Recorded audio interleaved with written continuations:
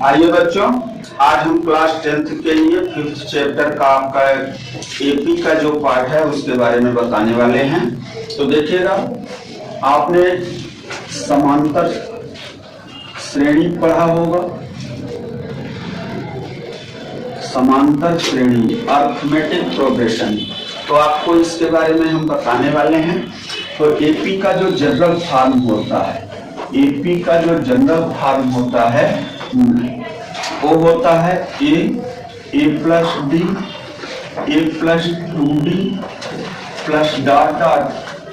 ठीक है, ऐसे बढ़ते जाएंगे तो इसका nth टर्म आएगा A plus n minus 1 into D. ठीक है ना, ये एपी का जनरल फॉर्म है। तो आप देखिए, इसमें जो ए है वो एक प्रथम पद है, फर्स्ट टर्म ऑफ एपी, और डी आपको सार्व अंतर दिखेगा, कॉमन डिफरेंस सार्व अंतर। तो अर्थमेटिक प्रोग्रेशन होता क्या है, एपी होती क्या है कि ऐसी श्रेणी जिसके प्रत्येक पदों के बीच अंतर समान हो, उस श्रेणी को हम समांतर श्रेणी कहते हैं। तो देखिएगा, इसमें आपका n वां पद, आप एपी का कोई भी पद निकाल सकते हैं। तो an बराबर होता है A plus n minus 1 into D. और आप यहाँ पे पढ़ेंगे एपी के n पदों का योगफल। तो फार्मूला होता है Sn is equal to n by 2 और 2a plus n minus 1 into D. ठीक है, तो आप यहाँ से एपी के n पदों का सम भी फाइंड कर सकते हैं, यानी कि एपी के n पदों का योगफल ज्ञात कर सकते हैं और एपी का n वां पद भी निकाल सकते हैं। तो आपको हम कुछ यहाँ एग्जाम्पल से, जैसे n वें पद का सूत्र है, तो इसमें आप देखेंगे तो 4 राशियां हैं, an है, a है और n है और क्या है, d। तो आप इसमें 4 राशियों में से आपको कोई भी 3 राशियां दी रहेंगी तो आप एक अन्य राशि निकाल सकते हैं। तो आपको हम यहाँ पे कुछ एग्जाम्पल से अनेक तरह के क्वेश्चनों को कराएंगे जिससे आपको समझ में आएगा। तो आइए देखते हैं, आप एपी से परिचित हो गए हैं। तो यहाँ पे एक चीज निकाल लीजिए, एपी का जो है कॉमन डिफरेंस कैसे निकालते हैं, डी। एपी का सार्व अंतर कैसे निकालते हैं, तो दूसरा पद माइनस पहला पद, दूसरा पद माइनस पहला पद। तो अगर श्रेणी दी है तो कभी कभी उसमें आपको सार्व अंतर भी पूछ लेता है। तो सार्व अंतर आप कैसे बता पाएंगे, आप दूसरे पद में पहले पद को घटा दीजिए, आपको सार्व अंतर मिल जाएगा। तो चलिए कुछ यहाँ पे एग्जाम्पल लेते हैं और आपको बताते हैं। सबसे पहले आप पहचानना सीखिए कि कोई श्रेणी एपी है अथवा नहीं है। तो देखिएगा, एक छोटा सा एग्जाम्पल आपको लेते हैं क्वेश्चन, और अगर आपसे पूछे कि ये एपी है कि नहीं तो सीरीज ले लीजिए 10, 7 एंड 4 डॉट डॉट। अब आपसे पूछा जाए कि दी गई श्रेणी समांतर श्रेणी है कि नहीं। तो आप देखिए, ये फर्स्ट टर्म है, सेकंड टर्म है और ये थर्ड टर्म है। तो आप यहाँ पे अगर D1 फाइंड करें तो 7 माइनस 10 तो कितना आएगा, माइनस का 3 है। अब यहाँ पे D2 निकालिए तो आपका 4 माइनस 7 आएगा, तो भी माइनस का क्या आएगा, 3। आप देख रहे हैं कि प्रत्येक पदों के बीच अंतर क्या है, बराबर है, अर्थात दी गई श्रेणी क्या है, समांतर श्रेणी है। तो आप यहाँ पे लिख सकते हैं अतः यह एपी है, अतः यह एपी है। This is arithmetic, this is an arithmetic progression. Okay, now next एक और ऐसा एग्जांपल लेते हैं और उसको बताते हैं कि वह एपी है कि नहीं। देन क्वेश्चन है आपका 1/2, 1/3 एंड 1/4 डॉट डॉट। ठीक, अब आपको इसको बताना है एपी है कि नहीं। एपी है कि नहीं पहचानने के लिए आपको कॉमन डिफरेंस इस टर्म के बिटवीन आपको फाइंड करना चाहिए। तो आइए देखते हैं, अगर हम आपको D1 निकाल के दिखाएं तो 1/3 और minus 1/2, then LCM is 6 and 2 minus 3 is equal -1/6। अगर सेकेंड कॉमन डिफरेंस फाइंड करें तो 1/4 minus 1/3, then LCM is 12 and 3 minus 4 then minus 1/12. Here common difference is not equal, then this is not AP. आप यहाँ दिख रहा है कि इस सीरीज में आपको सार्वंतर बराबर नहीं दिख रहा है, अतः यह सीरीज AP नहीं है. तो आप लिख दीजिए अतः यह AP नहीं है, अतः यह AP नहीं है. बच्चों आपको उम्मीद है बहुत अच्छा समझ में आया होगा समांतर श्रेणी पहचानना. क्यों? ठीक है, आगे बढ़ते हैं. अब हम आपको कुछ नेक्स्ट डिफरेंट टाइप के क्वेश्चन कराते हैं यहाँ पे. तो देखिएगा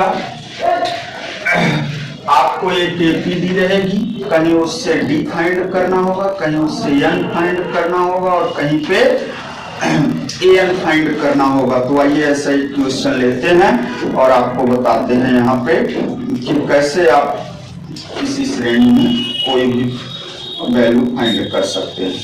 तो क्वेश्चन ले लीजिए. आपको जैसे एक यहाँ पे सीरीज दी हुई है एपी दी हुई है 3 1 -1 3 1 -1 एंड -3, ऐसा आपको गिवन है. अब आपसे एक नंबर का यहाँ पे ऑब्जेक्टिव क्वेश्चन पूछा जा सकता है कि इस दी गई एपी का पहला पद और सार्वंतर ज्ञात कीजिए. First term and common difference find करना हो तो आप देखेंगे कि ए की वैल्यू जो आपको सीरीज दी गई है, तो सबसे पहले आप चेक कर लीजिए एपी है कि नहीं. तो अगर हम चेक करें तो 1 - 3 करें तो -2 आएगा, और फिर इसमें से -1 करेंगे तो -2 आएगा. हमको सभी टर्म के बीच कॉमन डिफरेंस इक्वल दिख रहा है, तो इतना तो श्योर हो गए कि ये एपी है.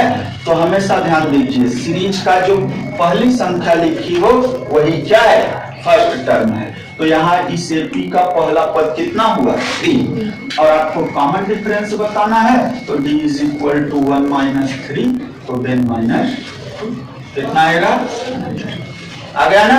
तो आप किसी भी एपी का प्रथम पद और सार्वंतर निकाल सकते हैं.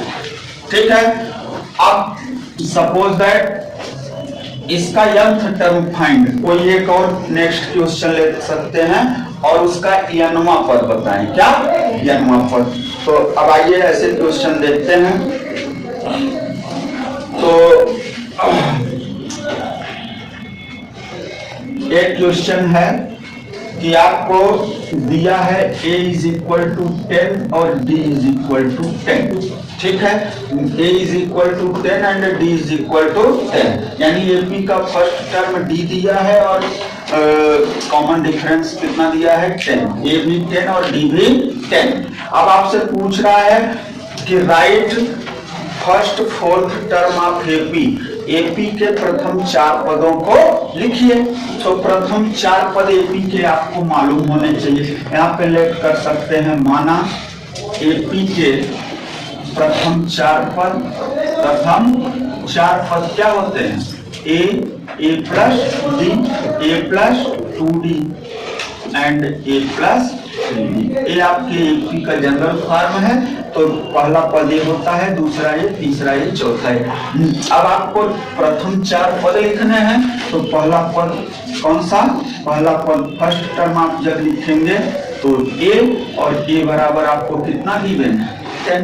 क्या है, 10. अब दूसरा पद आप यहाँ पे कर सकते हैं सेकेंड टर्म. तो सेकेंड टर्म होता है a plus d, then 10 plus 10, both value is 10, then result is 20. ठीक है ना. आप यहाँ पे देख सकते हैं कि कितना आएगा दूसरा पद, 20 आएगा. तीसरा पद आप देखिए, तो तीसरा पद क्या होता है, a प्लस 2d, तो यानी कि a की वैल्यू 10 और प्लस 2 × 10, तो कितना आएगा, 10 प्लस 20 और 20 प्लस 10 30 हो जाएगा. इसी प्रकार से आप चौथा पद निकाल सकते हैं. चौथा पद क्या होता है, a प्लस 3d और a प्लस 3d, यानी 10 plus 3 × 10, then 10 plus 30, result will be 40. ठीक है ना. आप यहाँ पे देख रहे हैं, अगर आपको ए और डी की वैल्यू दे दे और कितने भी फर्स्ट टर्म लिखने के लिए कहे, प्रथम 4 पद, प्रथम 5 पद, प्रथम 8 पद, तो प्रथम यानी आपको कहां से स्टार्ट करना है? ए से। कहां से स्टार्ट करना है? ए से। बात समझ में आ रही है? क्लियर? चलिए आगे बढ़ते हैं। अब आपको यहाँ पे और प्रकार के क्वेश्चन यहाँ पे दिए हो सकते हैं। एक आध क्वेश्चन और आपको करवा देते हैं, जैसे यनुआ पद ज्ञात करना। यनुआ पद ज्ञात करना, तो यनुआ पद एपी का कैसे निकाला जाएगा? बहुत अच्छा क्वेश्चन, वेरी इंपॉर्टेंट, आपके एग्जामिनेशन के अकॉर्डिंग जो है इंपॉर्टेंट है, इसको अच्छे से नोट कर लीजिए। तो आइए देखते हैं। एक क्वेश्चन है कि which term of the AP 3, 8, 13, 18 is 78 करार दी गई एपी का 78वां पद क्या होगा? तो आप एपी पहले नोट डाउन करिए, क्या है? 3, 8 और क्या 13 एंड 18 डैश, ठीक है ना, का 78वां पद ज्ञात कीजिए। ज्ञात कीजिए, आपको ऐसा क्वेश्चन दिया जाए तो आप देख लीजिएगा कि एपी का यनुआ पद, कोई भी पद पूछ ले, 50वां पद, 60वां पद, ठीक है, 100वां पद, 1000वां पद, तो आप इस फार्मूले से एपी के एएन के फार्मूले से आप जनरली क्या कर सकते हैं? निकाल सकते हैं। तो आप यहाँ पे हल कैसे करेंगे देखिएगा, बढ़िया तरीके से आपको फुल कंप्लीट कॉपी में नोट डाउन करना है। तो आपको सबसे पहले यनुए पद के सूत्र में, ठीक है, आपको ए और डी की जरूरत पड़ेगी, तो एपी से आप ए लिखिए, फिर इसके बाद डी लिखिए, डी इज इक्वल टू 8 - 3, आप जानते हैं second term minus first term, then common difference will be 5।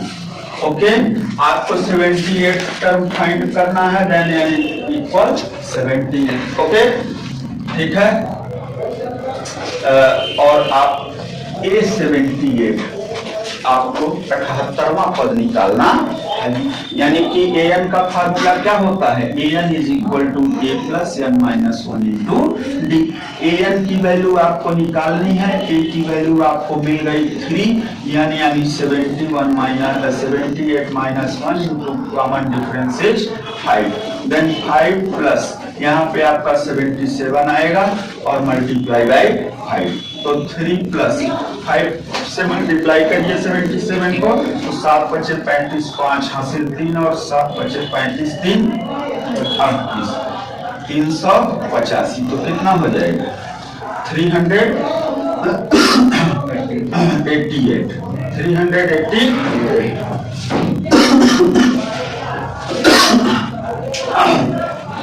अगर इस तरह का क्वेश्चन आएगा तो आप इसको लगा लेंगे ना। तो बच्चों आपको आज के लिए इतना ही एपी में, ठीक है। आप चैनल को लाइक करिए, सब्सक्राइब करिए और शेयर करिए।